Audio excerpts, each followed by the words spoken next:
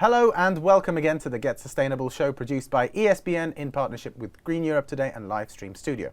This episode we have the pleasure of welcoming Mr. Radoslaw Kitala, consulting and Arval Mobility Observatory Manager at Arval Service Lease, which offers specialist full-service vehicle leasing and new mobility solutions globally. Thank you very much for being on the show, Rafał. Thank you very much for the invitation, and we will discuss some interesting issues about electromobility today. Absolutely. Now, Radek, Arval is one of the leading companies in Poland and indeed across the globe that offers long-term rental solution and car fleet management services. What exactly are the benefits of renting and leasing versus owning a company or private vehicle? Well, there are many different issues that makes leasing or rental more appropriate for people nowadays. Yeah. Mostly these benefits are that we don't freeze our capital. Yeah. Okay. So we don't have to buy a car. We can only make a subscription for this vehicle, and we can spread all the costs of this rental through the period of the time. Yes. We just use this car for our purposes. So it's better for all people who does not have enough capital to buy a new car. Yeah. So they always get insurance, service and maintenance, sometimes tires as additional services to the rental contract. And then it makes them to make some savings and cost optimization when it comes to the usage of the car. So it's just an easy way to own a good quality vehicle or make use of a good quality vehicle. Yes, indeed. And another thing is that you can change your car more frequently than in the traditional way when you buy a car, and then you expect to use it for more than 6, sometimes 7 years before you resell it to the market. When you are using rental or leasing, you can easily change your vehicle every 2 or 3 years, for instance. We'll talk about a little bit more about that Right. in terms of the impact that could have on the environment and whether that is a good solution for sustainability. But according to the EU, road vehicles are by far the most polluting mode of transportation, accounting for more than 70% of EU transportation greenhouse gas emissions. So reducing emissions from transport is one of the most important challenges in achieving climate neutrality. Now, with this challenge in mind, how is electromobility developing in Poland? What should be done to force changes sooner? Well, electromobility in Poland is accelerating. We have implemented incentives for the first time in real. So that program, which started in November 2021, is now a big success because over 1,000 vehicles will be with subsidies from the government when it comes to the purchase price. Okay. Because we have to remember that the purchase price of BEV is higher than its traditional internal combustion engine. So it's very important to start some incentive programs to make these vehicles more accessible for society, for the customers. So when it comes to that program, it will bring some benefits, and when you are deciding to purchase a car, it's good because this purchase price is lower than it used to be. So for all people who were interested in the past to use BEVs, now the good opportunity to access to that car. Another thing is to build infrastructure, because this is a very significant issue for future or present BEV users. Now, the results of your recent study, the Arval Mobility Observatory Fleet Barometer, indicates that the main barrier to the development of electromobility in Polish fleets is the high price of electric vehicles, as well as the insufficient charging infrastructure. So why should consumers and businesses choose an electric vehicle now? Should they be wary of owning a new electric vehicle versus leasing or renting?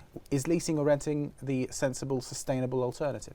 Well, first of all, our last barometer in 2021 showed that this purchase price was really the most important barrier for the implementation of BEVs in fleets or in private usage when it comes to the customers.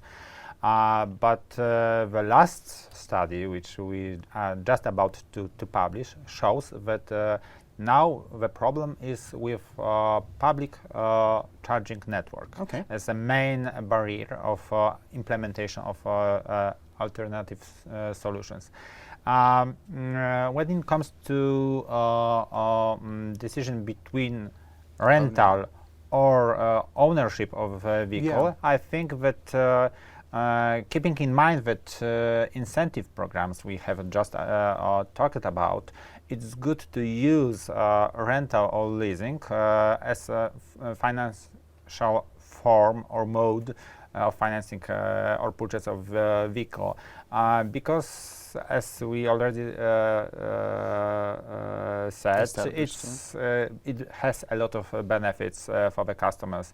Incentive program, which is now launched in Poland, has this financial mode like rental or financial lease as a solution for all business or private individuals who want to buy BEV.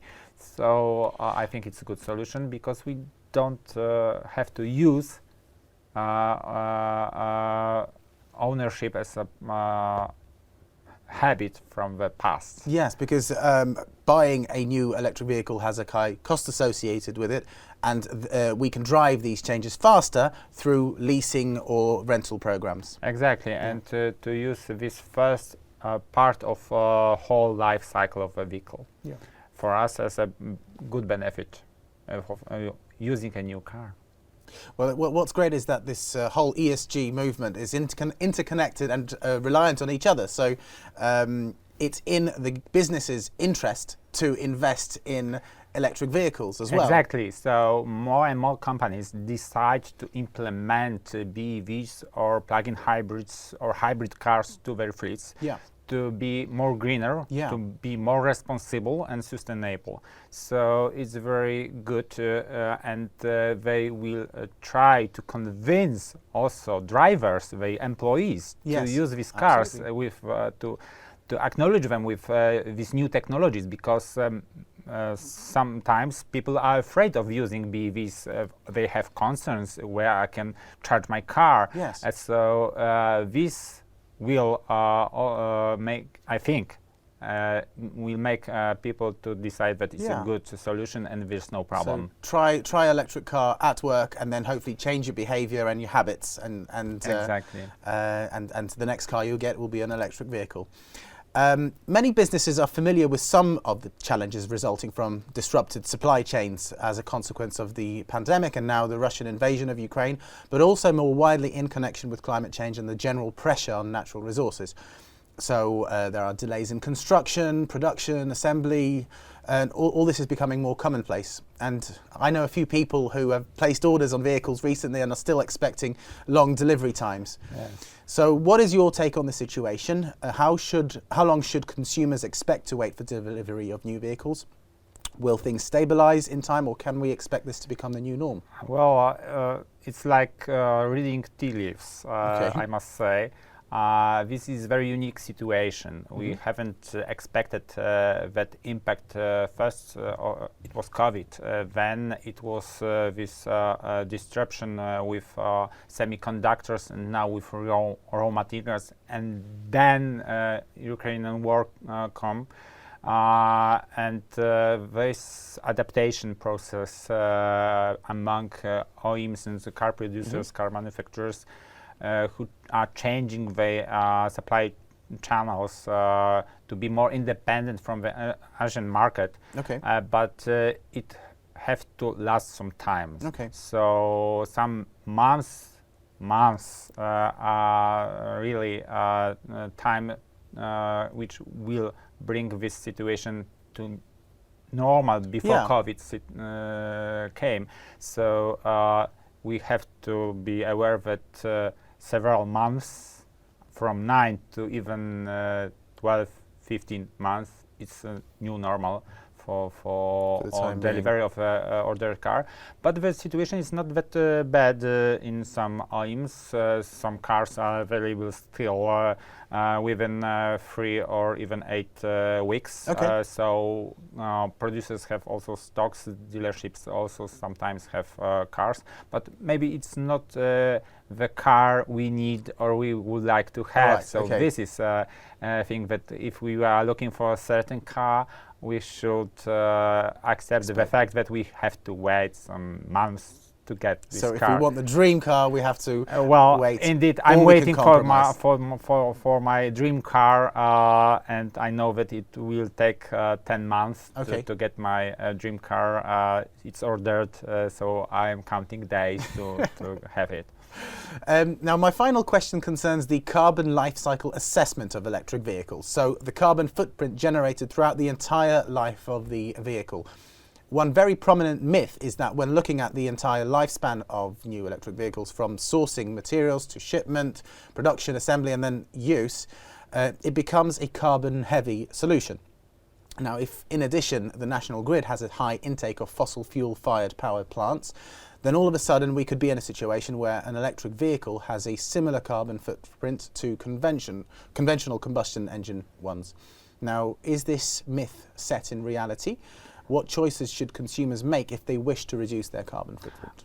Partly yes. We are aware that this whole BEV car life cycle is also very carbon heavy solution, but we have to remember that we can do something to make it lower. Yeah. So investment in solar panels, for instance, or other renewable energy sources can make this usage of BEV less heavy or carbon heavy for the environment.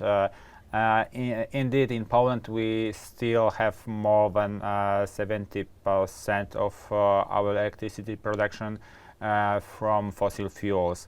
But it's still changing in a good way and good direction, that this share of renewable resources is increasing. But still, we should remember that when we are using a car, it's not only for 2-3 years. Its usage lasts for 10, sometimes more years. And BEVs in Poland, even with our energy mix, can be neutral when it comes to CO2 emission after 6 years of usage, or when they achieve mileage of 120,000 kilometers. Okay. So it's not that bad, but still there are some people saying that it's not a sustainable solution. But it's still better than using internal combustion cars, which age in average, when it comes to the Polish vehicle car park, is more than 12 years. Wow. Well, yeah, as you say, it's all about down to being aware of the subject and making your own choices as helpful as possible to make your vehicle as green as it can be. Yes, we have to change our approach to using the car, or maybe to switch to use mobility solutions. Sometimes we can also be more responsible when we are using a car, when we need to. Then if it's not necessary to use other means of transport or mobility solutions, like a scooter, e-bike, or train or public transport, or sometimes just walk from point A to point B.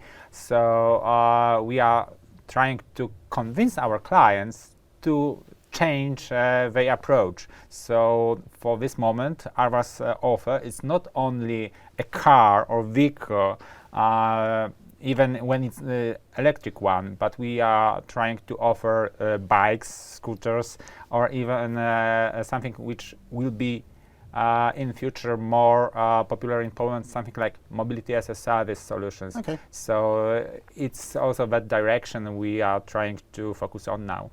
A healthier lifestyle is a healthier planet. Yes, exactly. Yeah. And more sustainable. Absolutely. Thank you very much, Radosław, for your insight today, and very best of luck with all your projects in hand.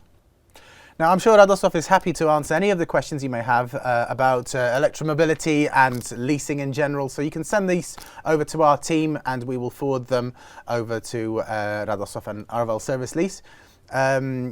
If you are eager to share your ESG stories with us, then please get in touch. We'd love to hear from you.